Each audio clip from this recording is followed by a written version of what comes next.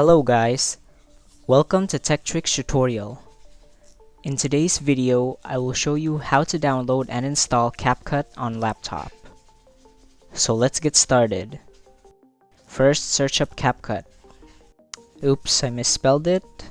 As you can see, CapCut is right there, but what you want to click is Download CapCut Desktop below it.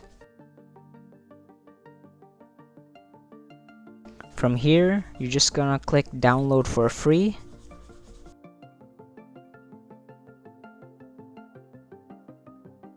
Then just wait for a couple of seconds and it should automatically download. Now launch it.